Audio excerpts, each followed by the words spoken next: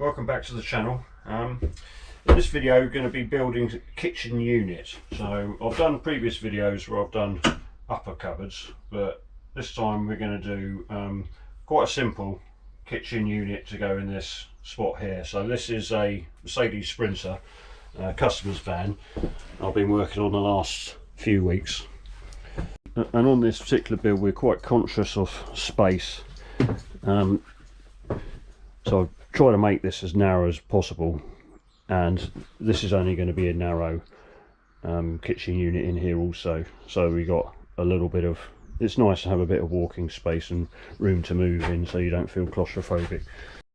Circular saw, get nice straight cuts with that. That's the dog. So that's 38 by 38 prepared all round timber, which actually equates to 32 by 32. And then track saw, wouldn't be without the track saw. That's absolutely brilliant machine. That's going to be to trim up the worktop, which is an old table. I'll show you that. Let me just take you around to that.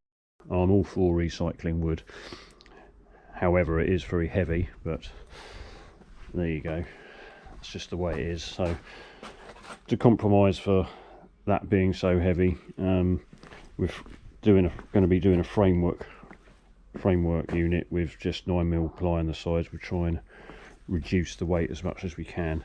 So it's going to be pretty simple. Worktop height is going to be 105 centimeters, normally 90 centimeters, but the customer wants it extra high, and that's the beauty of doing bespoke stuff.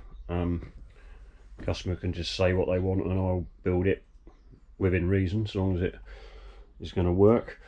So hob will be here, sink will be here, so half that worktop weight's going to be disappeared with holes anyway.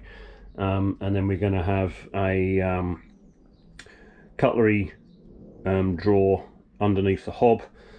No drawer under the sink because it's quite a deep sink, and then it's just going to be cupboard door here, so just two cupboard doors and then just one big empty space in the middle, and then there'll be a flip up side worktop on the side. Right, so let's get going.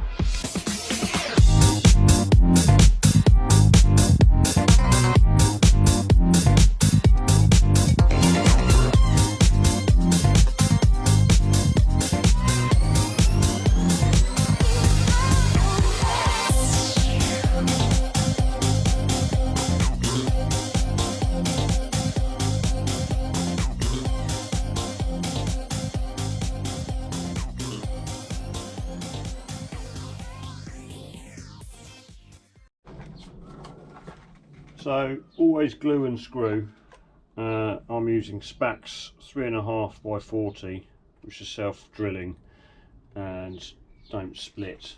However, I still do a pilot hole using this countersink. I don't go full length of the screw, and I'm screwing in. So they're 40 screws. This is 32, so I need to go in about 5mm or so. And always keep it over to the edge, you'll see why later. Direct it slightly inwards, go in about 1/2 centimetre,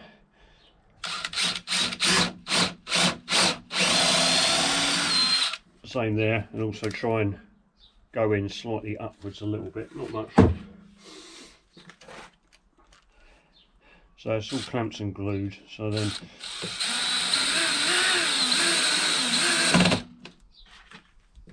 blast that in. I've got that set to 14 on the torque setting, speed 1, and in a minute we'll unclamp that and tighten it up.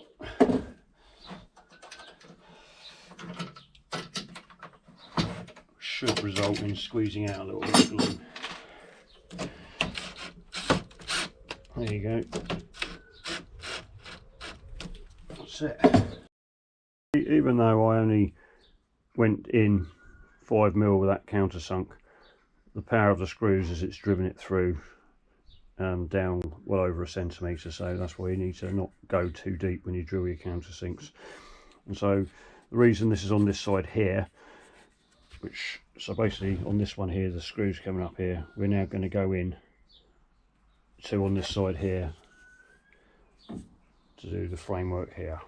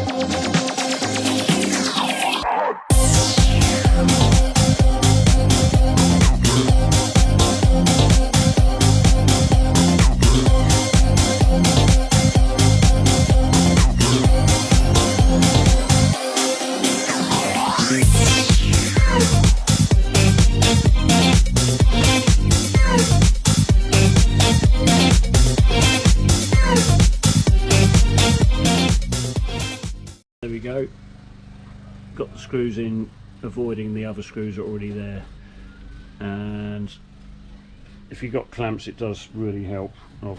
As you can see, I've clamped it all up to get it square, which is quite important. Right, okay, so we've got the wheel arch to contend with now. I was aware that that was sticking out. I wanted to build this all square so we can do the next step, so it's all solid and in place. So all we're going to do now is brace across that way, and that way, 45-degree angles, and then we can cut these bits away to make space so it all slots up in nice and flush, and then we'll screw it to the floor and to the side of the cupboard. Right, there you go. I didn't press record when I just did that. Don't know what happened there. Anyway, never mind. So cut 45 angles, screwed them in place, and then just cut that bit away with the multi-tool. And then I've checked everything's square that way and that way. It's all good. So this is flush against the wall here. The van tapers, so if you're building a van you would have worked that out by now. Had we been doing a conventional worktop, the taper's not that bad down here, but because we've gone up a little bit higher, it does come out quite a bit. So there's a gap down the bottom, but that doesn't matter because we're going to get the strength from screwing down into the floor, and then we'll screw from the other side of the cupboard these into the wall of the cupboard and down to the floor, and then you've got the worktop on the top which just braces it all up. Bit of 9mm ply on the side. We're going to have centres down here as well and draw runners, so by the time you've got that all in, it will be, I mean it's already rigid, but it will be very strong. And the other thing I forgot to mention is, right at the start of the build, I knew what height this was going in, so this is where you've got to think 10 steps ahead. So I've got a batten already behind here which I've marked with pencil. Quite a lot of people will ply line a wall, carpet it, and then think about putting cupboards in and then don't know where the battens are. So this batten is specifically at that height for me to brace into that. So I know that there's thick wood behind it, because it's only 6mm ply. Behind here is a batten, so I can just screw that straight in to there, put as many screws in as I want, and it'll be absolutely rock solid.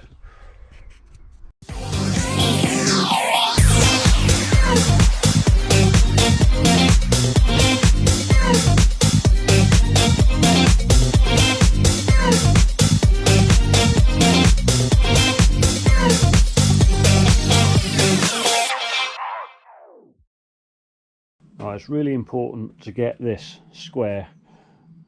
It helps so much more, makes it your life a lot easier when you're fitting the drawers in. It's all got to be equal distance. So what I'm going to do now, I'm going to plug these, because this is going to be seen when you open the cupboard door.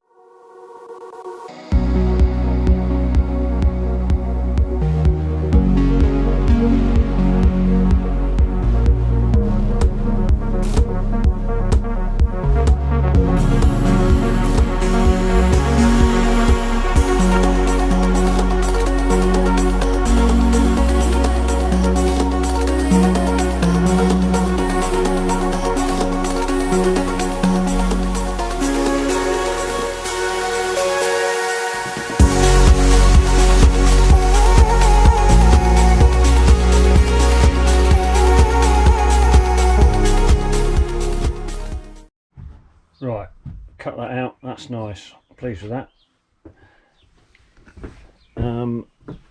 So I'm now going to cut this at an angle, so I'll put the square up there, and so that's 5 degrees is what the measurement is telling me.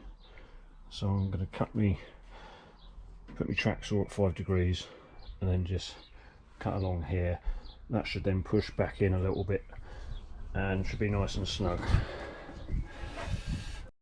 Right, so I've marked on here roughly where the 5 degree line is, so I know I want the angle going down like that. Set that at 5 degrees there. So that's going to cut like that. All I've got to do now is line up this track dead level and then cut along. That's worked out perfect, look at that, lovely.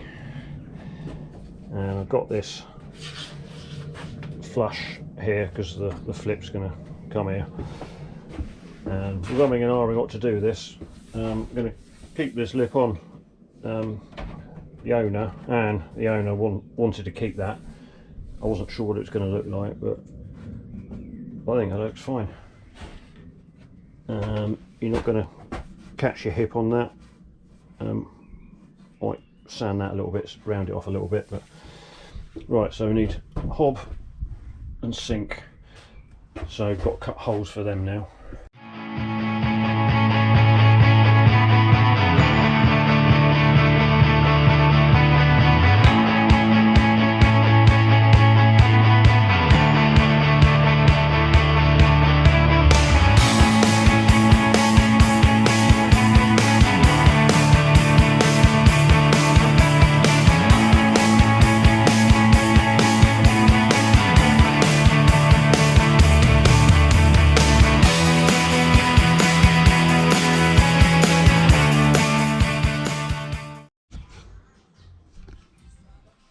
Right, well that looks good. Pleased with that.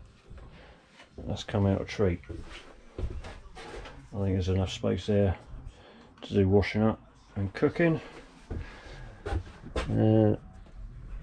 Shut this door.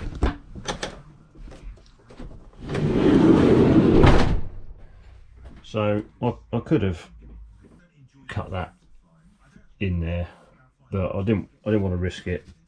I'm going to be putting a back here, so I'm just going to have a lip come up, stop things rolling down the back.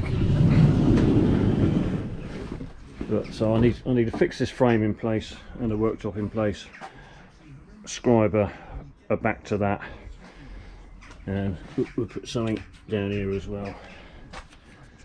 Yeah, that's not bad for a day's work. So now we got onto the fiddly bit, which is building the drawers. And this is quite critical. You've got to be absolutely spot on with your measurements. So what I've done is I've measured the gap between the bits of wood on the cabinet, and it's 565 millimeters. I know that these are 12.5mm thick. These are screw fix. That's what it says on the spec. So times that by 2, that's 25mm. So the gap's 565 minus 25mm for the runners, that's 540, and just to err on the side of caution, I'm going to drop down to 539. This is a 539 width, so I've cut this out already, so these are going to sit up there like so. That's going to go on there like that, and then we'll have to have a front on here. And then the runners on the side.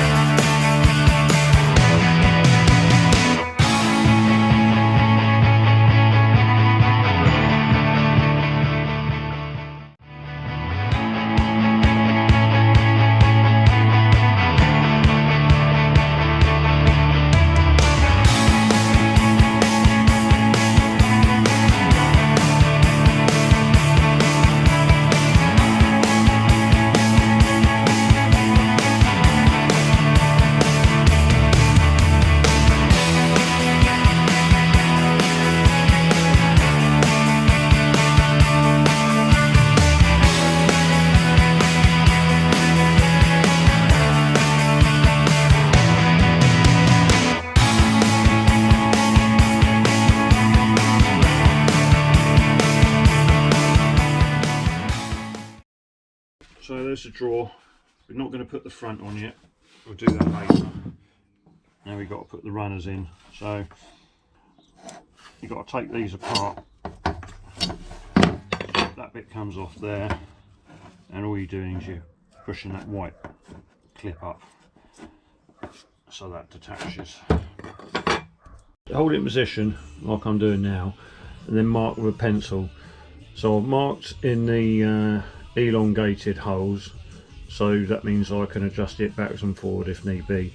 Don't screw into the perfect circle holes at this moment because there's no adjustment then.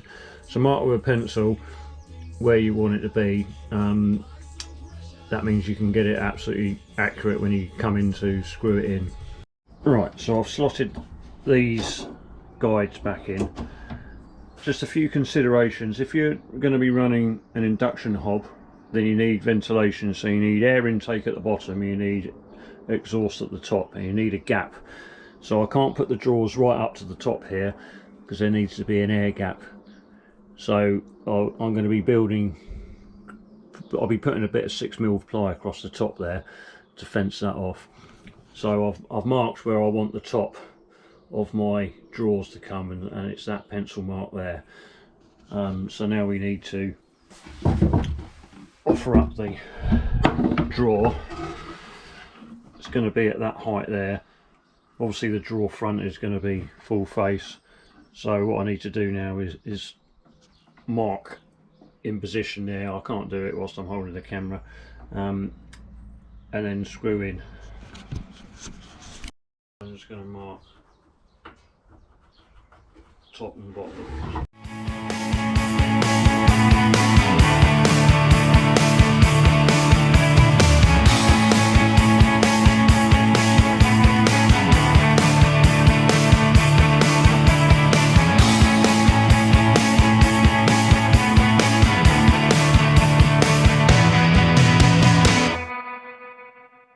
So put this in, so the hob's going to be here, and that's the divide from the hob to the drawer. I've cut a notch here, 5mm, so hot air can go out that way. I'll put the back in here as well. I'm going to put a little vent here so air can also escape from that way, and there'll be a floor vent down there as well, so fresh air can come up in. Put a divider in also.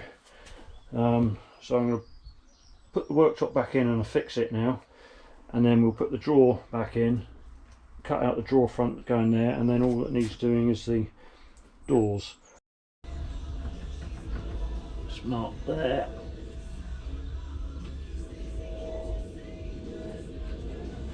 And there. And then we'll attach it, put it on, and then if there's any minor adjustments to be done to get it all square, then that can be done. We can either sand it or cut it. Right, I should have mentioned earlier, this is 12mm ply that I'm using. So that's the pencil mark that was made just now. So what I'm going to do, I'll line that pencil mark up and the other side position, and I'll show you how I did that. So I've just gradually gone up in drill sizes, so I think this is about 4. Let's go down a few mil.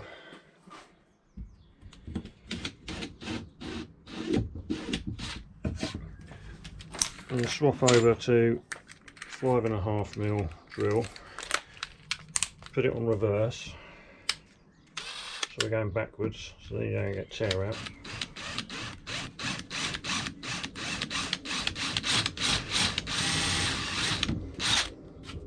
Don't go down too far.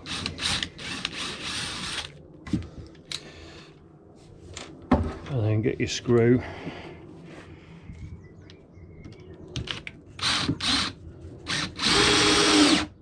And drive it down, there you go.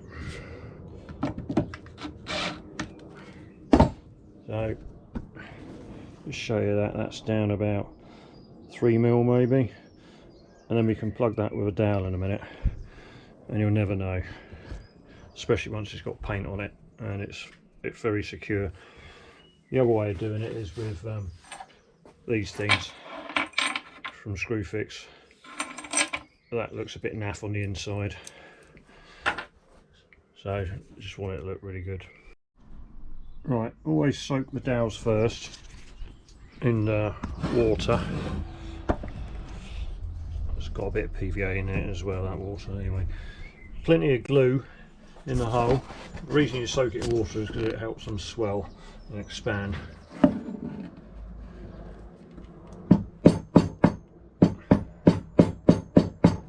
Bang it in.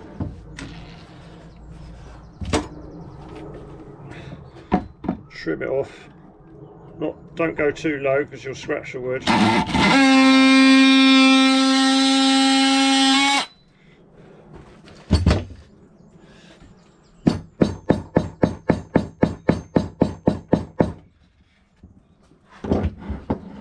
And then leave that for a bit. This one's already done, and we'll sand them off in a minute. So now we've got the drawers in place. I've put a bar, one here and one here, or else when you got the doors in there'd be a gap there, and that would look rubbish. So and also gives you the options. I mean, I'm going to be putting magnets, catches on here, but it gives you an option to put a couple up here as well if you like. And I've just secured them with Gorilla Glue and pocket hole screws.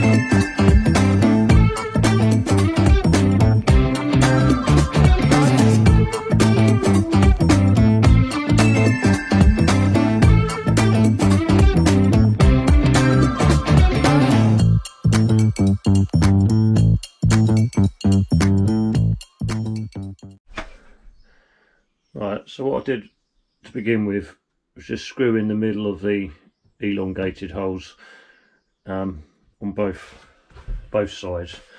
Didn't do it up too tight, and then just had it so it hung and it opened and closed, and then I'll put the door into position how I wanted it, on it nice and level-ish there and there.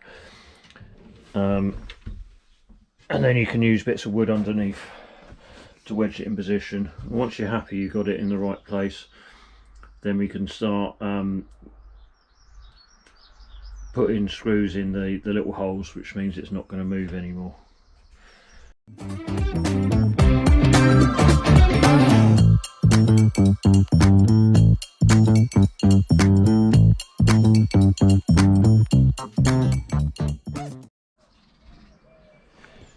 Right, well that's pretty much done, to be quite honest. Obviously we need to put some handles on and catches. The customer hasn't decided what handles she wants yet, so can't do that just yet. I might put a shaker around there as well so it matches. With here it will be some sort of handle here, and then a couple of magnetic catches.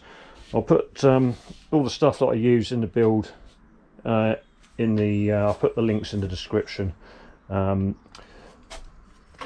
done this, I don't think I filmed myself doing this, but that's done. That works quite nicely.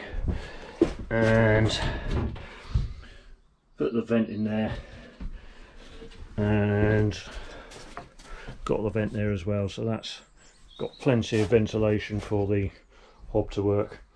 Anyway, hope you enjoyed the video. If you did, check out some of my other videos and check out my Facebook page, and thanks for watching.